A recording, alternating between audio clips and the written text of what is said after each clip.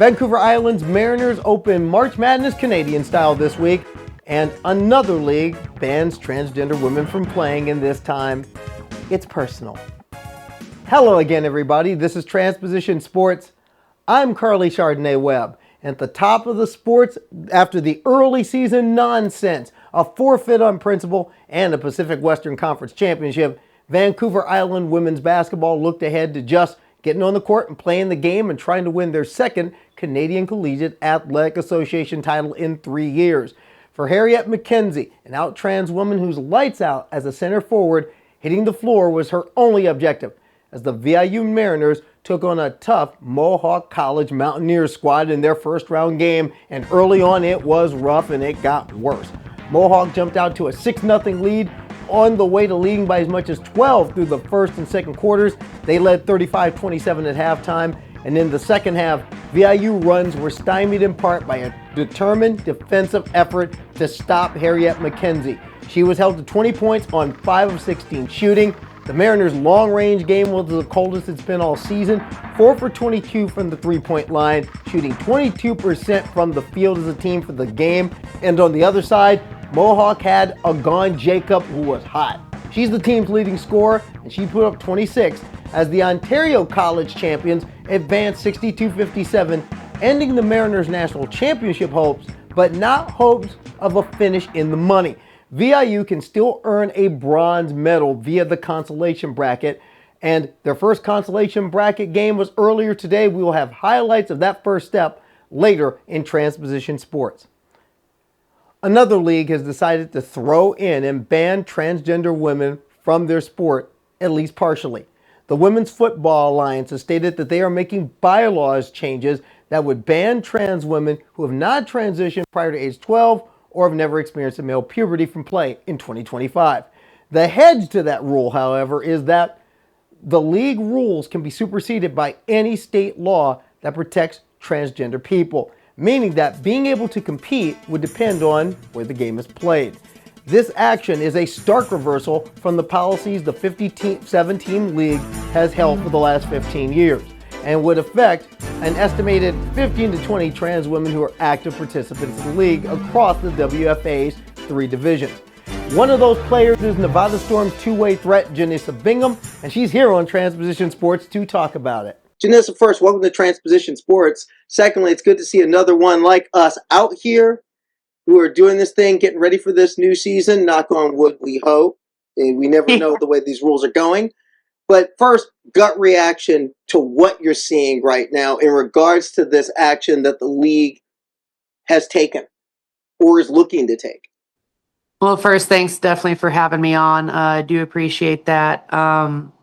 Gut reaction, kind of like, I kind of saw this coming, if I'm going to be real. Like, once I heard about the meeting a couple months ago, I had started the petition kind of early because I had gotten kind of word that the league was going to start moving in a more exclusionary direction.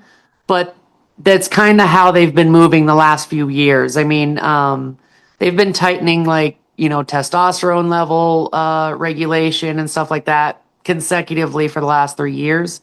I did hope that they would look at more of the studies, I guess. I did have some hope that maybe because of how queer this league is, that they would maybe act in better faith. But, I did kind of see them moving towards an exclusionary, method of operation, I guess. Now, I'm just wondering, what was the rule? Because last year was my first year ever playing in the WFA from a team that moved over to another league. What was the rule before? Where was the line? So before, several years ago, I think it was as far back as 2018. It was 10 nanomals a liter of testosterone. Where do you think this is coming from? This league has had policy for 15 years. It had transgender women playing in it throughout its entire existence. Why now?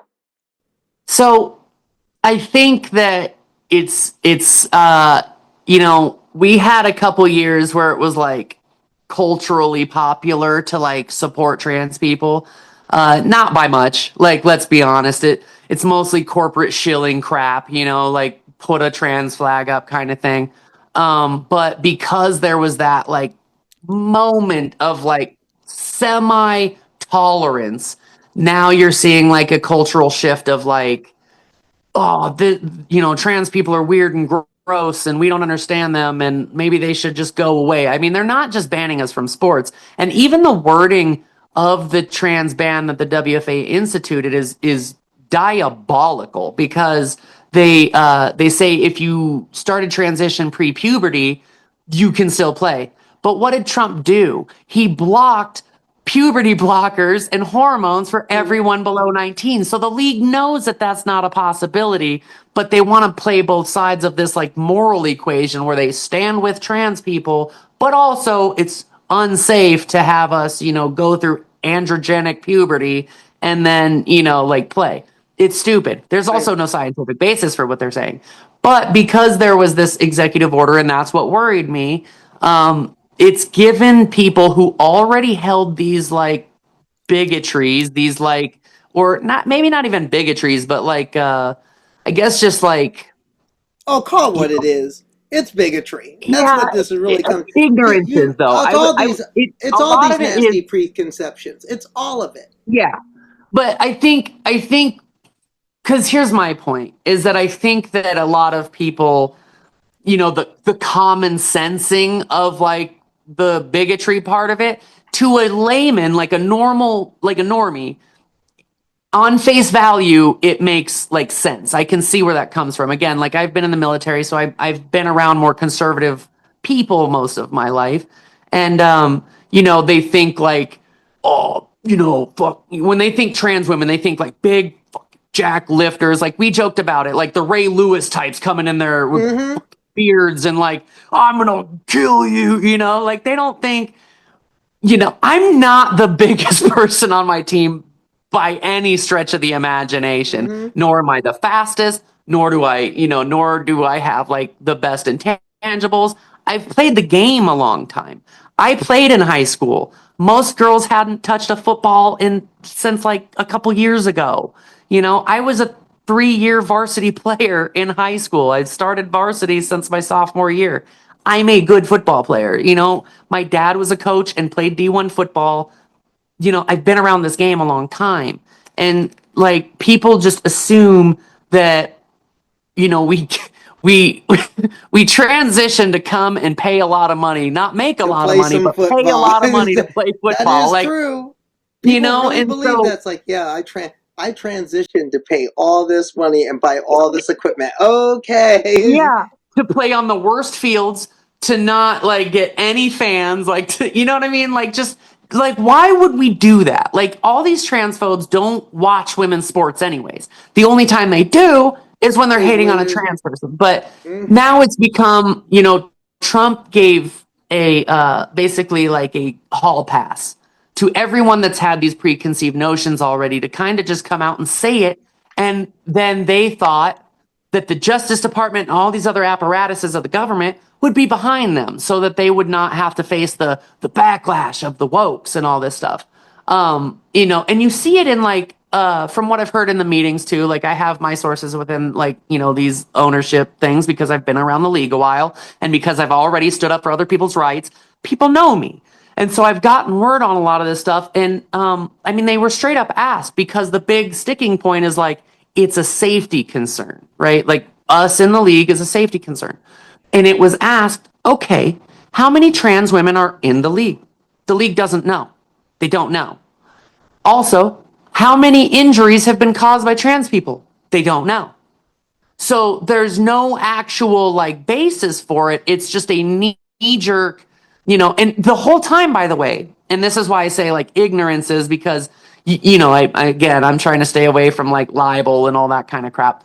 But they'll say out of both sides of their mouth, they'll talk out both sides of their mouths where it's like, oh, we love trans people and we hope they have a great transition and we stand with them on every issue other than this one. Like we just don't want them in our league, because it's a safety concern. But we'll start a flag league and they can play in that. And it's like, okay, wait, whoa.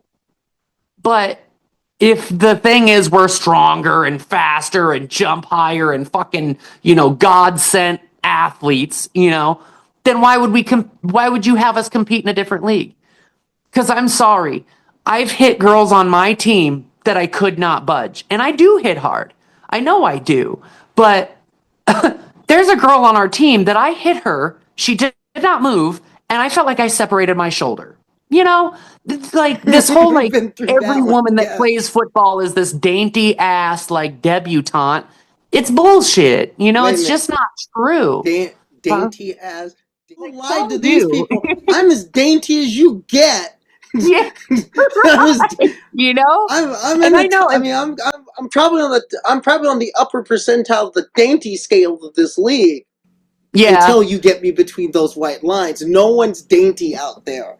That's what I'm saying. There's some real, and I mean this the most positive way I can, because it's football. There are some real monsters in this league, some real beasts, some real Ray Lewis types. And guess what? Yes. They're cis. And that's the problem, is that once we're eliminated, they will start transvestigating all of them too. And what are you going to start doing? Insisting on an entire testosterone panel for every player in the league? Because the IOC's already released this is years ago, about how they talked about a lot of runners, especially from North Africa, just have higher testosterone. And what do? Just the continent of Africa cannot, participate in running because they're too. That's been the major point. You have right now. You have the Riley Gaines types talking about bringing back sex testing. Right. Oh, and I watch a lot of Hassan Piker, and he's always like, "What are we just gonna have penis watchers now? People penis checkers?" But think about what that leads into. Are you gonna have that in girls' high school sports and shit? You're submitting the craziest ideas to keep out 15 people. That's the crazy part. As much as I am surprised that there are many of us, by many of us I mean 15. There's not a lot of us. There may be less than 20 is what I've been going with. But yeah. Even the governor of Utah, a Republican governor, when he was when they brought the trans ban up to him the first time, he didn't sign it, and he literally was quoted saying, "I looked at the data, and this was going to affect 2 girls, 2 trans girls. Why are we focusing on that?" And we're focusing on that because the country right now is going through a lot, and no one has actual no one has any solutions. So they have distractions. It's immigrants, it's trans people, it's the war in Ukraine. It's all these other things, instead of, hey, maybe our society is going through some stuff and it sucks. Sorry, something popped up on my phone. But I'll also touch on, the Trump, when he signed that order, who did he talk about? He talked about Iman Khalif, a cis boxer that everyone has now known is cis. She might have higher testosterone or whatever, but she has a whole vagina, okay? She just does. That is irrefutable. She's from a Muslim country. It's not even legal to be trans where she is. And still, they are still citing her because she beat up a dainty ass white Italian, and everybody was like, whoa, that's so brutal that this man is beating her. Not a man. The situation that we find ourselves in right now with the WFA. What's next, and what do you want to see? What's the end game here? So I try to be an optimist, right? I think that a lot of this might be I want to give the league the benefit of the doubt at times, where I'm there is a lot of fear right now, especially with Trump holding the reins. And I want them to really actually look at the IOC, study that confirms earlier studies that actually trans women are at disadvantages, not advantages. and try to like actually, I mean, this is a league that has 70% like queer women, whether trans, lesbian, whatever. And they're proud of that, right?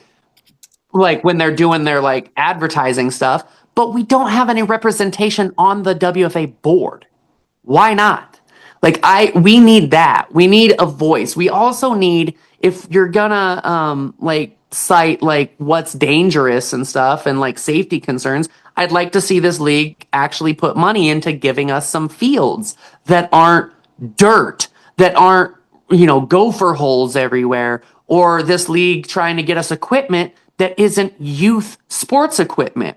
I would like to see this league try to stop buying into the division and take this chance and this time to come together and support all women and women's sports, because like I've said before, this doesn't stop at trans people. Other women will come under attack for this, and so I want to see the league reverse course. But if they don't, I'm going to keep pursuing, I guess, forcing their hand. I'm going to speak out about it. If I have to take legal action to keep this going, I will. I don't want to let this just go quietly and them get their way. That's kind of unfortunately what happens too often in a lot of movements. And I've seen this play out several times. And I can't, especially after all the time, money, and effort I've put into this. I mean, if I added up all the hotels, plane tickets, eating out and stuff I've had to do because I'm traveling up to Reno to play out here, new equipment, I'm almost 10 grand in the hole this year.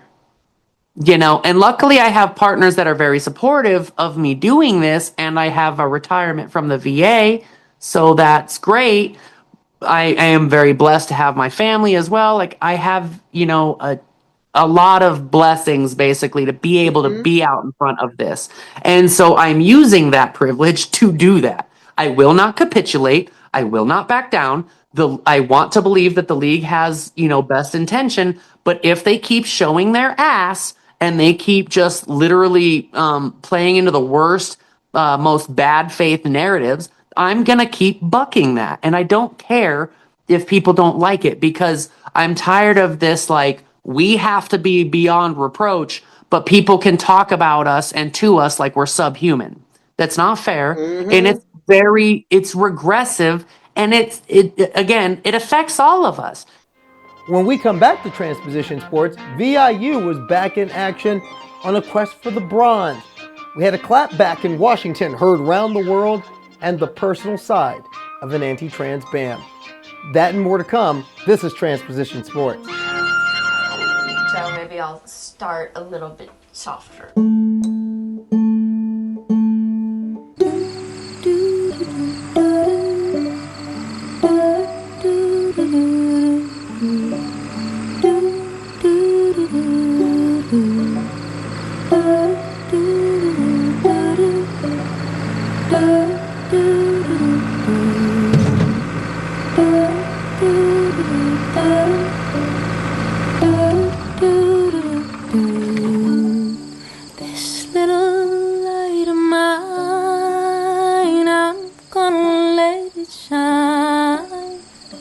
This little light of mine.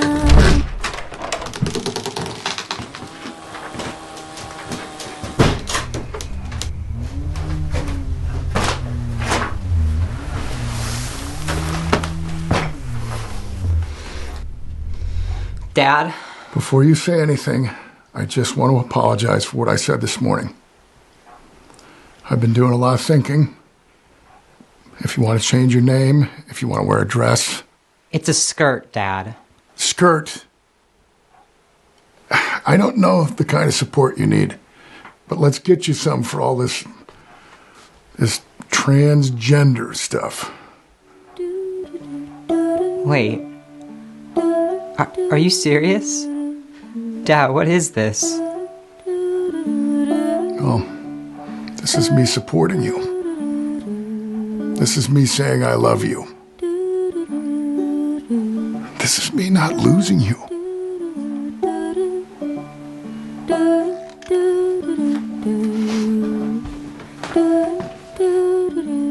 love you, Dad. Love you. Holly. This little light of mine, I'm gonna let it shine. The thing that Trump claimed was that a trans woman had won a race by 5 hours, had set a new record by 5 hours. A couple of things about that. First of all, it was an 800-mile race through Arizona. Backpacking, cycling, that kind of thing. Second of all, it was a co-ed race.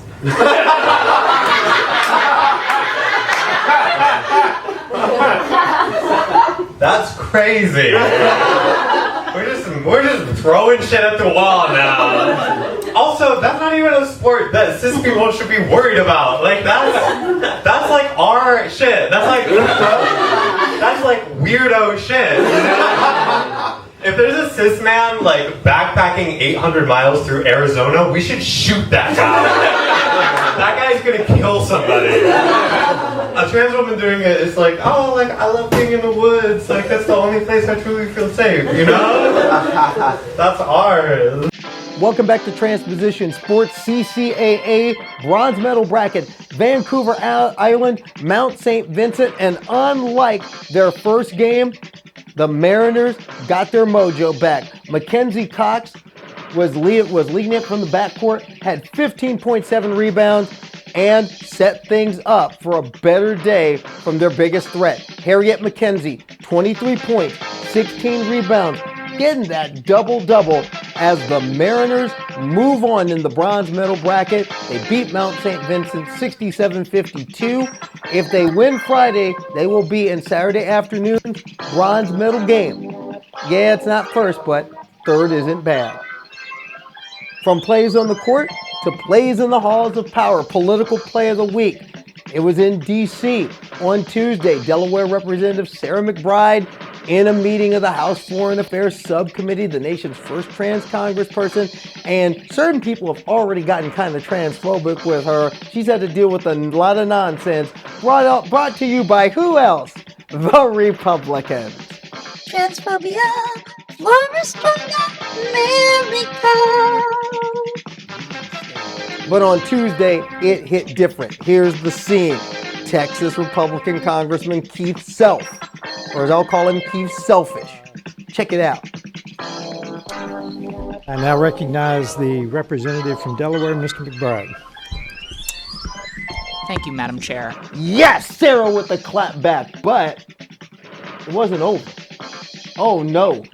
Massachusetts Representative Bill Keating got into it, and he stood on some business. Keating also wonderful. Mr. Chairman, could you repeat your introduction again, please? Yes, we have set the standard on the floor of the House, and I'm simply... What is that standard, Mr. Chairman? Would you repeat what you just said when you introduced a duly elected representative from the United States of America? Please. I will. The representative from Delaware, Mr. McBride. Mr. Chairman, you are out of order. Mr. Chairman, have you no decency? I mean, I've come to know you a little bit, but this is not decent. We will continue this. You will not continue it with me unless you introduce a duly elected representative the right way. This hearing is adjourned.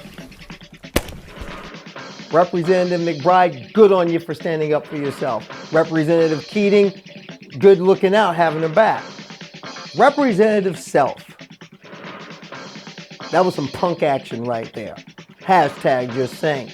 Also, political play in the week in the State House, and we go to Montana. Yeah, that Montana. You know, big ups to Zoe Zephyr and S.J. Howell, two representatives who spoke out on some nasty anti-trans bills. Not only did they stop the bills, they got 29 Republicans. Yeah, those Republicans, you know, the same ones that tried to drag Representative Zephyr down the main street of Helena a couple years ago. They got them to see the light.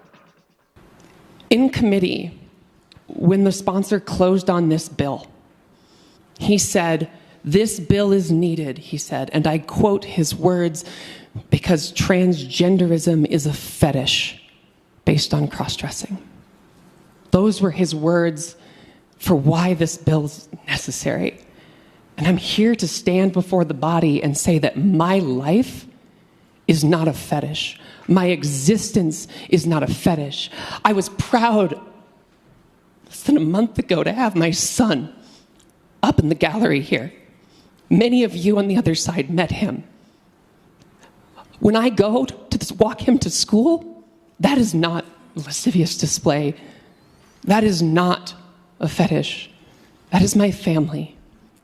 This is what these bills are trying to come after.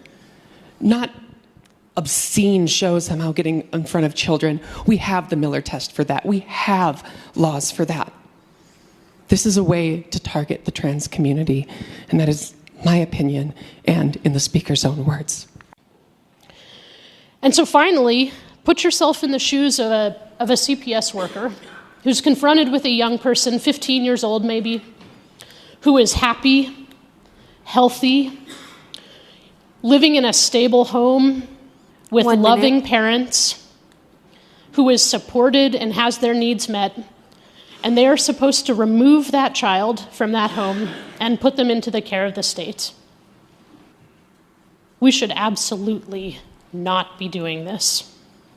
Even if you disagree, and I know many of us do, that young people deserve the right to live their lives with freedom and self-determination, including with regards to their gender determination, I hope we can agree that the vision laid out in this bill is not right for Montana. Please vote no.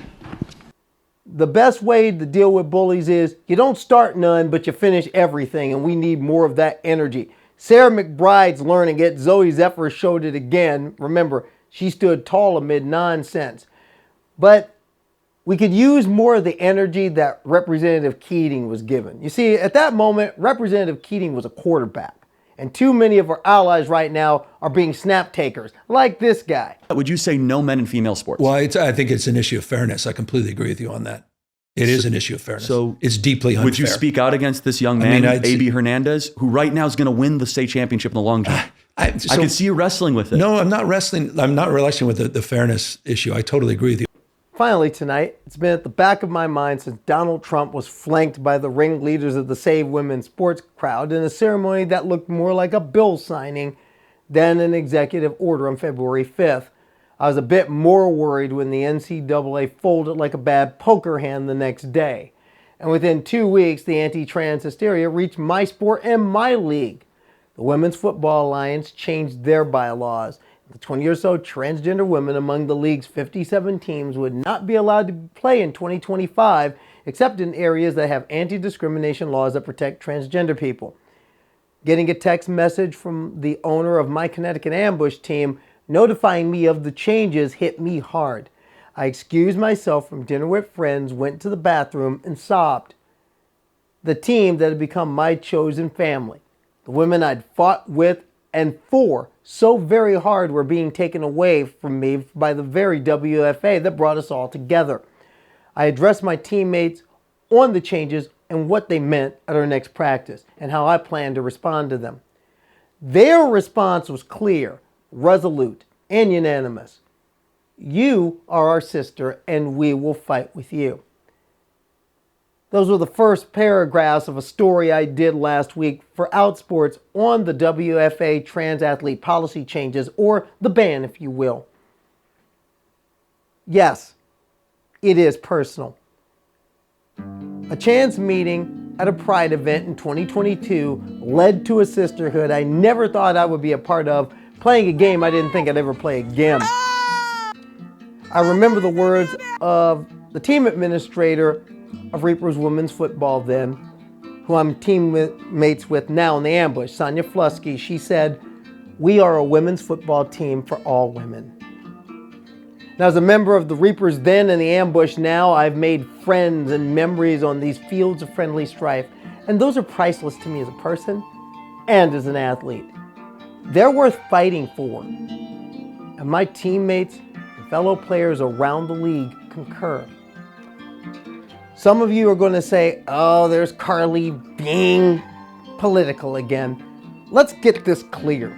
Those who seek to deny my rights as an American, my opportunity to play a sport I love, and even my humanity with all this nonsense that you're seeing out of Washington, out of the administration, out of the state houses, they made my life a political issue. It was such an issue to some that they spent hundreds of millions of dollars in this last campaign cycle to dehumanize me and every transgender American. Understand, I didn't transition to play a sport, but some will cling to that nonsense to sow their bigotry. My transition wasn't about dominating women's sports or invading women's spaces or any of the other rubbish of the woefully ignorant professional transphobes. You know, they shout those things without ceasing. I transitioned for one reason, to live, and to do so fiercely. And for me, that includes playing football. Between those white lines are a place of self-care, healing, and community. And yes, some great competition. I think of friends around the league who won't get a game this year. One of those is Julie Day. One of the bravest and best people I know, played for the Columbus Chaos, recently said she's not playing this year because of the Jim Crow nonsense that these bylaws put in. See, she lives in Ohio, and in Ohio, things have gotten rather trans-unfriendly. And things got so bad that she donned her team's jersey, went to a Senate hearing a year ago, sat in the gap, spoke the truth, and also said something that's become my own mantra.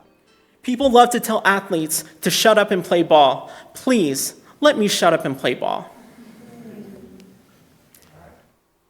And that's all any of us, whether we're adults like myself, kids in a high school, middle school, doesn't matter. We just want to shut up and play ball. I'm encouraging coaches, school administrators, fellow athletes, parents, people who care, and the WFA's commissioner, Lisa King, to hear us when we say we want to shut up and play ball. So stand up alongside us, and not with those who will weaponize sports to sell transphobia. I want to suit up alongside my sisters and play football. I don't want to be a political football. For Transposition Sports, I'm Carly Chardonnay Webb.